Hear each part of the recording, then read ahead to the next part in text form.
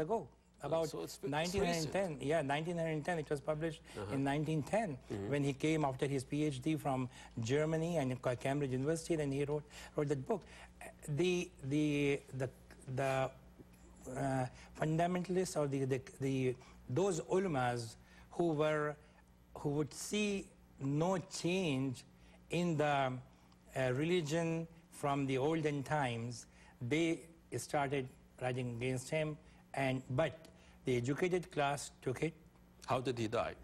He died normal death. That's good. Yeah, he died normal death. That's good. Good. But he became one of the very famous philosophers. Yeah, and well read and other things. But when people call for Muslims heretics, are they modeling to the Western heretics, or it's a different? No, the question that I had on the book and also on the lecture of Anwar Majidi when I was there, that the question was, there should be some kind of a limit must be placed on heretics or in heresy, because if you just leave it completely open, what will happen is as my question was, if somebody calls himself a Muslim but says I don't believe in God, or says, oh, I'm a Muslim but I think that there should be more prophet after Prophet Muhammad, which is the basic thing of somebody being defined as a Muslim, that he has to believe in one God. So you cannot be a heretic and a Muslim?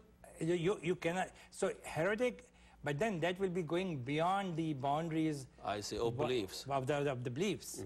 You can call yourself something else. You call yourself Gnostic. You can call yourself something else. But you will not remain in the boundary of Islam. Then. I see.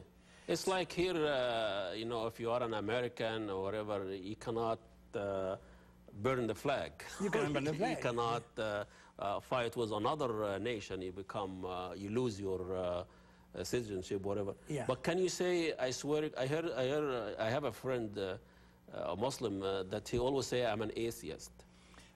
They said, no, we can't believe. There is no such thing in Islam. There is no such thing. And he said, I swear to God, I'm an atheist. Yes, but I swear to God. God, he says. And then he himself calls himself Muslim also. Yeah. So then that would be unacceptable by the definition of Islam. But the notion itself, the intellectual exercise, yes, it's okay to challenge this idea. It is okay to why do I have 5 pillars? Why can't I have 4? Yes. Well, some people challenge. Some people pray once a day. People say I pray only once, whatever. Yeah. So there is some heretics. You know, there is I very strongly believe that because all our fiqh, jurisprudence in Islam has been written at a time when Muslims were ruling the world. And it has been written for the people who were living under the Islamic... Non-Muslims. Under the Islamic empire. Okay, all the fiqhs has been written down. So what happens is, now in the 20th century, something has happened which had never happened in the past in the Muslim world. There was a mass exodus of Muslims from Muslim-dominant countries to non-Muslim countries where the non-Muslims are more dominant. And so like migration from Egypt or Pakistan or other places to America, for example. So now when we want to apply that fiqh of that time, then we fall into a lot of problems in the application of that. So I believe our fiqh has got to be revised. And then if somebody will openly say it in the mosque, that okay, all those 4 fiqhs in the Sunni or the 5th fiqh and the Jafri, okay, the different school of thoughts over there, then then the person is a heretic. Okay, why does he want to get this thing done, which for the last 1400 years ago? But people do not realize that these are the heretics who will be showing the new direction and new way of thinking. They will show you the other side of the picture also. How you can go beyond what are the basic norms of understanding. But you know, when you see the Arabs or the Muslims, I mean, they are debating all the time. You know, on a very mass street level, there is always debate and disagreement. You can't get any two that agree on something. So there is a culture of heretics on the ground. On the ground. Here you find out there is there is a debate on the top, but on the ground there is not much debate. You know, Ahmad, in Turkey, I have recently read about it. About 2 weeks ago, the government itself is now revising all the these sunnahs and all the practices of Prophet and the interpretation of Quran. This is coming for the first time from the top level. It's not coming from the bottom level over there. Bottom level, it has always been available everywhere, but in the top level for the first time. And this is a sign.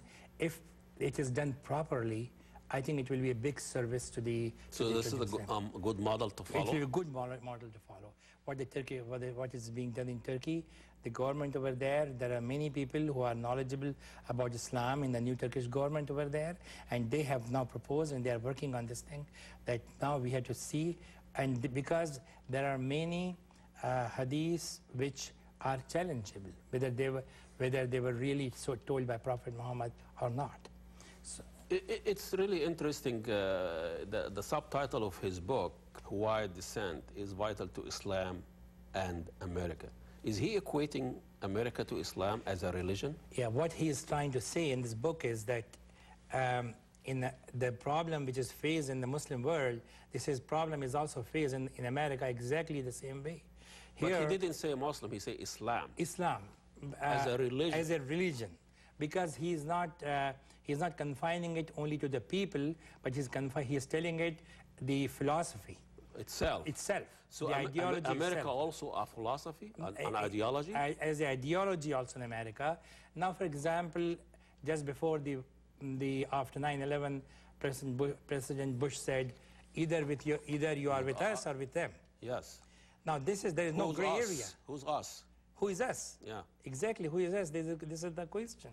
But look at this quote here. The British columnist George Monbiot, relying on he said the United States is no longer a nation. It is now a religion. Yes. The United States is a religion. Because it's like the chosen people. Now look at what is happening. It is down to power and money, which Anwar Majidi has said, and now we are trying to tell other Muslim nations that how to govern yourself, while everything in our country is equated to power and money. So people, other countries have got different ideology, different way of life, different way of thinking, different religion. So how can we impose ourselves upon them? So now heretics are needed to tell America and tell our country and tell our government that what you are trying to do over there is not right, and we have. And it's an interesting point, because what he's saying, as much as we are trying to fight the jihadists in Islam, we need to fight the jihadists in Wall Street. They are the same. Exactly. So here is another book. Yes. Jihad versus the Macword for Benjamin